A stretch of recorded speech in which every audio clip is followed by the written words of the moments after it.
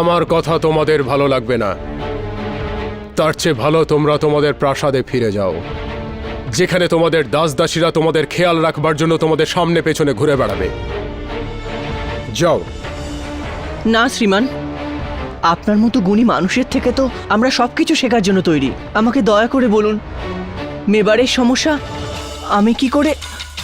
একটা কথা আমাকে সব সময় ভাবায়, যে তোমার মতো একজন অজ্ঞানী আর ভাবুক ব্যক্তি আসন্ন দিনে মেবারের রাজসিংহাসনে বিরাজিত হবে।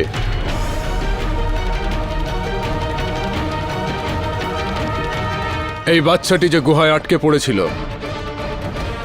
যদি বালক শক্তি আমাকে না ডাকতো আর আমি সময় থাকতে এখানে না পৌঁছতাম, তাহলে অবশ্যই তোমাদের দলের এই সদস্যের প্রাণ চলে যেত। কি ধরনের কর্তব্য জ্ঞানহীন নেতা তুমি? আমরা এই গুহায় প্রথম এলাম শ্রীমান, আমরা এসব কিছুই জানতাম না। রাজার ছেলে তুমি, রাজসিংহাসনে তোমার অধিকার, রাজাও হয়ে যাবে। কিন্তু কিরকম রাজা হবে তুমি? যেরকম তুমি এই গুহার ব্যাপারে জানতে না, সাথী মরে যায় তো মরুক, ঠিক একইভাবে প্রজারা মরে যায় তো মরে যাক। কেমন হবে সেই রাজপাট? আর কি ধরনের রাজা হবে তুমি? আছে এই প্রশ্নের কোন উত্তর তোমার কাছে? না, কারণ তুমি কোনোদিন এই ব্যাপারে ভেবে দেখোনি। কিন্তু আমি জানি, অজ্ঞানী, ভাবুক, ঈর্ষাপরায়ণ, অহংকারী রাজা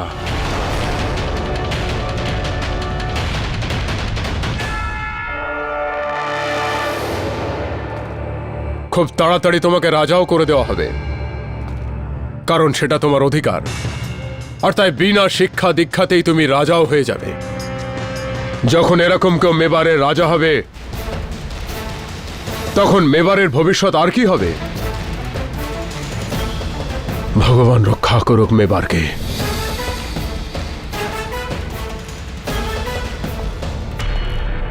তোমার মতো কাউকে তো কোনোদিন আমার শিষ্য বানাবো না।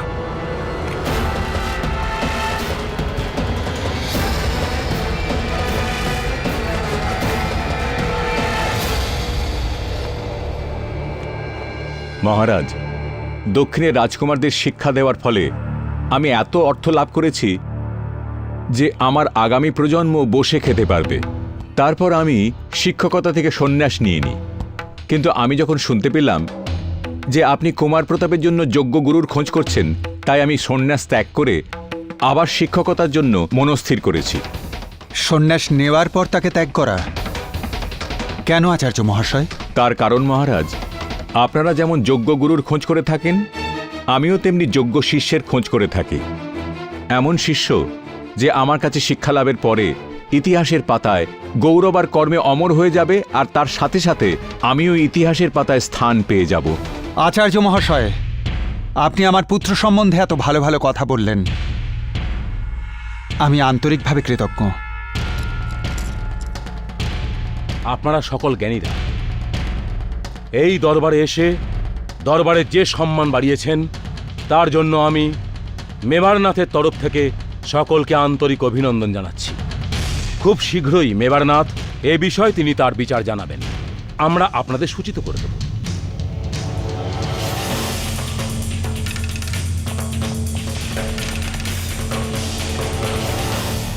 মহারাজ, আপনি কাকে বেছে নিলেন কুমার প্রতাপ আর বাকি রাজকুমারদের জন্য? কাউকে না। কিন্তু মহারাজ, এনারা শুধু রাজপুতদের জন্যই না, সারা ভারতবর্ষের সর্বশ্রেষ্ঠ আচার্য। আপনি ঠিকই বলেছেন, কিন্তু এনাদের খ্যাতি কুমার প্রতাপকে বেঁধে রাখতে পারবে না। কুমার প্রতাপকে প্রথাগত শিক্ষার ধরন থেকে বেরিয়ে এসে শিক্ষা লাভ করতে হবে। আর প্রথাগতভাবে শিক্ষাদানকারী এই বিদ্বানরা না নিজেরা এই প্রথার বাইরে বেরিয়ে আসবেন, আর না কুমার প্রতাপের জিজ্ঞাসার তৃষ্ণা মেটাতে পারবেন। আর তাছাড়াও যে গুরু নিজের শিষ্যের গুণেই এত প্রভাবিত, তিনি তার শিষ্যকে সঠিক পথ কি দেখাবেন? তিনি তো এখন থেকেই কুমার প্রতাপের স্তুতিগান করছেন।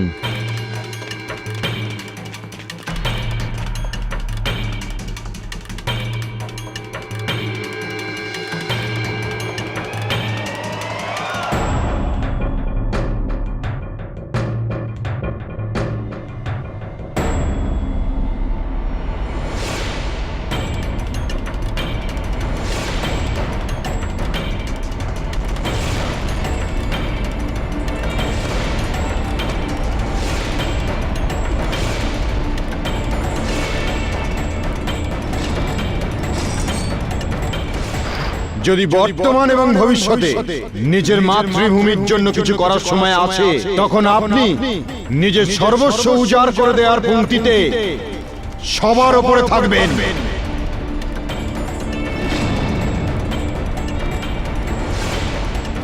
মেবারের জন্য আসন্ন সংকট তুমি। অজ্ঞানী, ভাবুক, ঈর্ষাপরায়ণ, অহংকারী রাজা।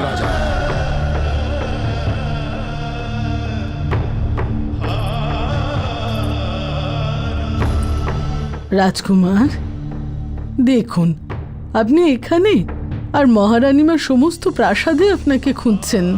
গির্জা দিদি, আপনি মাতাকে গিয়ে বলে দিন আমি ওনার সাথে কিছুক্ষণ পরে দেখা করব। কিন্তু রাজকুমার, ভোজনকালে বিলম্ব করবেন না, কারণ আপনার ছোট মা রাজরাধুনীকে দিয়ে আপনার পছন্দের পদ রান্না করিয়েছেন, আর অনেকক্ষণ ধরে আপনি কিছু খাননি। আমার এখন খিদে পায়নি। সে কি কথা কুমার প্রতাপ, তোমার এখন খিদে নেই? তুমি কিছু খেতে চাইছো না কেন?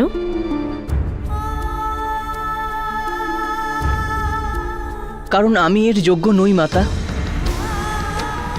এই বিলাসের, এই ব্যঞ্জনের এমন কি করেছি আমি?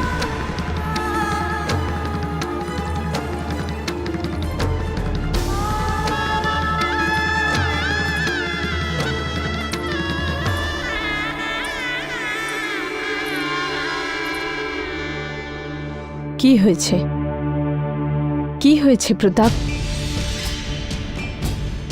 কি আর হবে রানীমা, সবাই আমাকে মিথ্যে কথা বলেছেন। পিতাশ্রী, সভাসন্তু, ছোট মাতা, সবাই, এমনকি আমার মিত্র, সকলে বলেন যে কি প্রতাপ তুমি মহান, প্রতাপ তুমি সর্বশ্রেষ্ঠ, প্রতাপ সেই তুমি যে আগামী দিনের মেবারের ভবিষ্যৎ। সব মিথ্যে।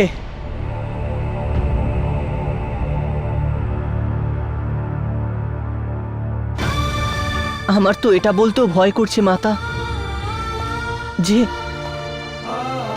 আমার পূর্বপুরুষরাও আমাকে মিথ্যে বলেছেন। আমাকে তুলতে দিল এই আমাদের পূর্বপুরুষদের তলোয়ার। কেন ওনারা আমাকে মিথ্যে আশা জাগালেন যে আমি মহান? কেন মাতা? আমি এত অবুঝ কি করে হলাম মাতা? যে ঠিক করে তলোয়ার ধরতে জানে না, সে স্বয়ং নিজেকে বীর ভাবছে। কতটা ছোট আত্মবিশ্বাস! আমি মেবারের আগামী রাজা হব? কি করে করব আমি মেবারের রক্ষা? না, আমি তো কেবল একজন সাধারণ সৈন্যদের থেকেও অধম। আমি মেবারের রাজা হওয়ার যোগ্যই নই মাতা। আমি কিচ্ছু জানি না, আমি কিচ্ছু জানি না মাতা।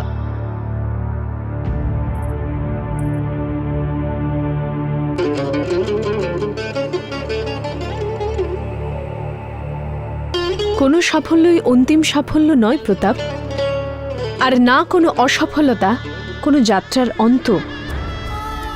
তুমি বারবার একই ভুল করে যাচ্ছ। সফলতার কারণে যেমন দম্ভ করাটাও ভুল, আবার অসফলতার কারণে একদম হতাশ হয়ে পড়াও ভুল। তাহলে তাহলে আমি কি করব মাতা? যেটা সত্যি তার সম্মুখীন হতে শেখো, সাহসের সঙ্গে এগিয়ে যাও। তখন জয় থেকেও শিক্ষা পাবে, আবার পরাজয় থেকেও শিক্ষা পাবে।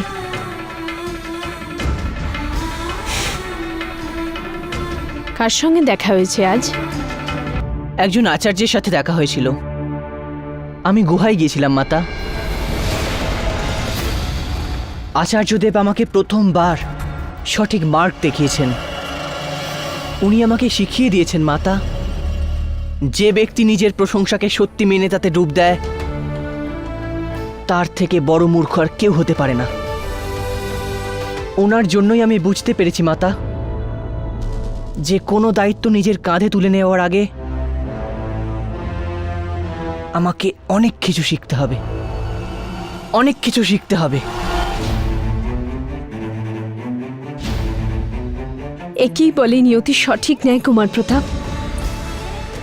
যেই সময় তোমার বাবা তোমার জন্য একজন যোগ্য গুরু খুঁজছেন, তখনই বিধাতা তোমায় একজন এমন আচার্যের সঙ্গে দেখা করিয়ে দিলেন, যিনি তোমার জ্ঞানের খিদে, বুদ্ধির খিদে সব কিছুর অবসান করে তোমাকে সঠিক পথ দেখাবেন। এমনই হন বীর, যাকে আদর্শ গুরু বলা যায়। এটা কি একদম সত্যি মাতা? চলো, এই নিরাশা থেকে বেরিয়ে এসো। দেখো, সামনে জীবনের এক নতুন অধ্যায়, পড়ো সেটাকে।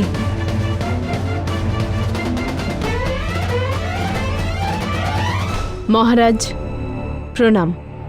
আমার মনে হয় কুমার প্রতাপ তার আদর্শ গুরুর সঙ্গে দেখা করে ফেলেছে। তার সঙ্গে এই প্রথম দেখাতেই আচার্য কুমার প্রতাপকে জীবনের মূল শিক্ষা দিয়ে দিয়েছেন। এখন সমস্যা একটাই, কুমার প্রতাপ না ওনার নাম জানেন আর না বাসস্থান। আপনি সেই আচার্যকে খুঁজে বের করলে তিনি প্রতাপের জন্য সর্বকালীন শ্রেষ্ঠ গুরু প্রমাণিত হবেন।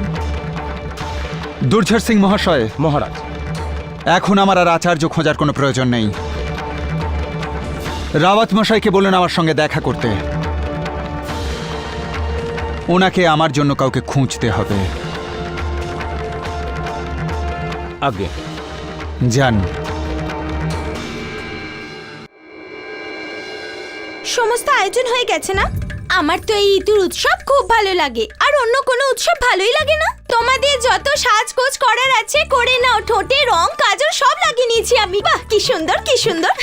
বোন, ঈদুর উৎসব তো প্রতি বছরই হয়, আর আমি তো এই আশায় প্রতি বছর সাজগোজ করি, প্রসাদন করি, কত কিছু করি যে চলো মহারাজ তো এই বছর আমার সাথে ঈদ উদযাপন করবেন। কিন্তু কি করি, ওনার তোমার থেকে চোখ সরলে তবেই তো আমায় দেখবে। কাকে দেখছো তুমি? ককই দাসীকে। ককই, আজ্ঞে মহারানী মা। একবার আমার শৃঙ্গারটা দেখে নিন না। আমি এক্ষুনি তৈরি হয়ে আসছি দিদি। হ্যাঁ বোন। চামেলি, ককই, আচার্যের ব্যাপারে কথা এগোলো? মেবারনাথ অনেক আচার্যের সাথে দেখা করেছেন, কিন্তু এখনো কাউকে বেছে নেননি উনি। দিদি কুমার প্রতাপকে যুবরাজ ঘোষিত করার আগে কুমারকে কোনো যোগ্য গুরুর কাছ থেকে শিক্ষা লাভের কথা বলে অজান্তেই আমাকে সাহায্য করেছেন। এরপর আমরা কি করব সেটা ভাবার সময় পেয়েছি আমরা। সত্যি কথা বলতে ককই, আচার্য খুঁজতে যত বেশি সময় লাগবে ততই মঙ্গল আমাদের। মহারানী জয়বন্তাবাই পদার্পণ করছেন।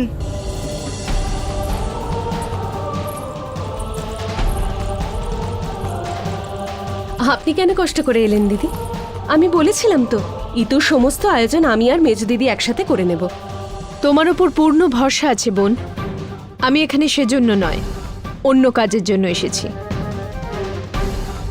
বোন সজ্জা, বিশেষ করে তোমাকে বলতে এসেছি যে আমাদের রাজকুমারদের জন্য যোগ্য গুরু বেছে নেওয়া হয়েছে।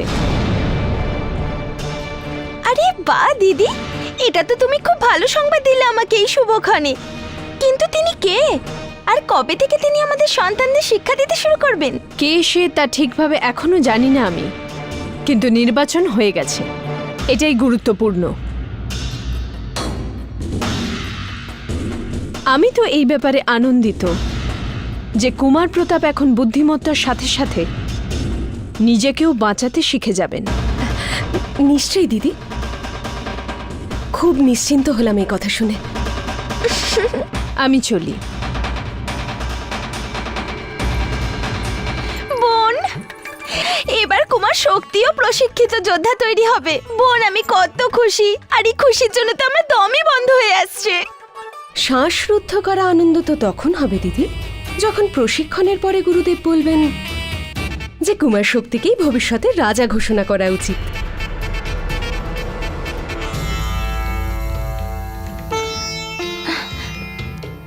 এ কি ধরনের কথা বলছো বোন? তুমি আমার সাথে উপহাস করছো? উপহাস? কেন দিদি? আমি তো মহারাজকেও এটাই বলেছিলাম যে আমি ওনার সিদ্ধান্তে সম্মত নই। মানছি যে প্রতাপ কেল্লায় মেবারের পতাকা স্থাপন করেছে, শুধু তার জন্য মেবারের রাজা? এ তো অনেক বড় সিদ্ধান্ত দিদি। আমার তো মনে হয় সমস্ত রাজকুমারদের সমান সুযোগ পাওয়া উচিত। তারপর যে সব থেকে যোগ্য তাকে মেবারের ভবিষ্যৎ বেছে নেওয়া হোক। এত তাড়াহুড়োর কি আছে সিদ্ধান্ত নেওয়ায়? মেবারের ভবিষ্যতের ব্যাপার, তাই না? এটা তো খুব গুরুত্বপূর্ণ কথা বললে বোন, যে কুমার শক্তিকেও যুবরাজ ঘোষিত করা যেতে পারে। সজ্জাবাইয়ের মনে ওনার শক্তির জন্য যে সম্ভাবনার বীজ আমি বপন করে দিলাম, সময় হলে এই বীজ খুব মিষ্টি মিষ্টি ফল দেবে। মহারাজ, আপনার আজ্ঞা অনুসারে আমরা সকল রাজ্যের সাথে যোগাযোগ করেছি, আর ওনারা ওনাদের যে খবর পাঠিয়েছেন তা আমি পুরোটাই লিখে রেখেছি। ক্ষমা করবেন পিতাশ্রী, আমি কিছুক্ষণ পরে আসছি। দাঁড়াও কুমার প্রতাপ, তুমি ভেতরে আসতে পারো।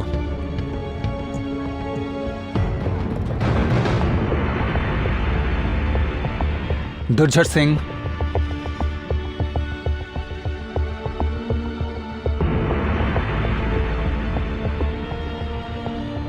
কি হয়েছে কুমার প্রতাপ? কিছু না পিতাশ্রী, আমি কিছুক্ষণ পরে আসছি।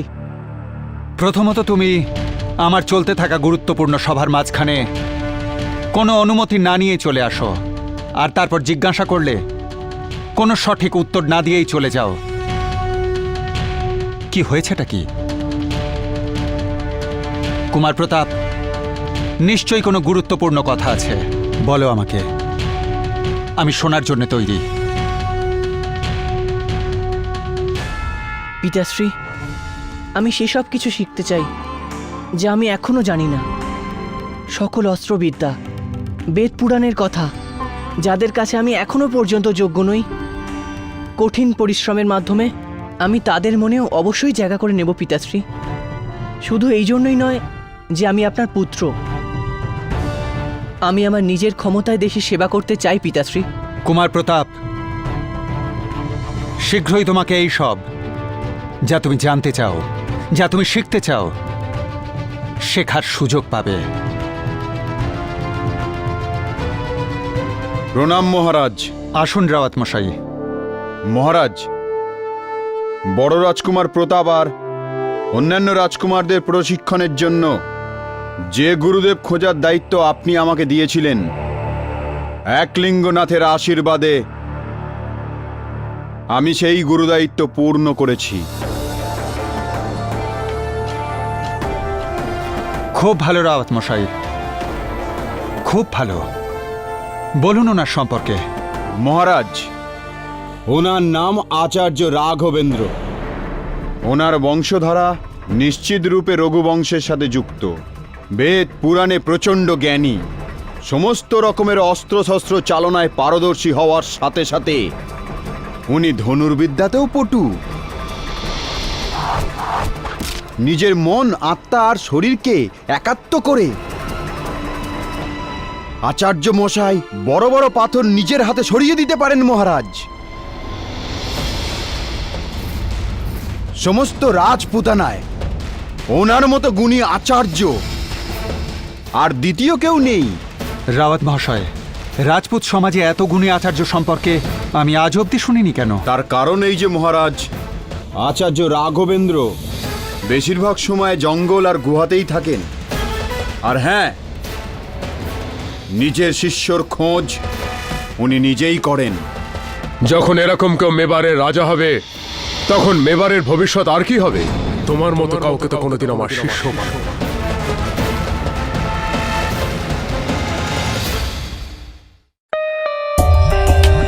For more updates, subscribe to our channel, click the show links and enjoy watching the videos.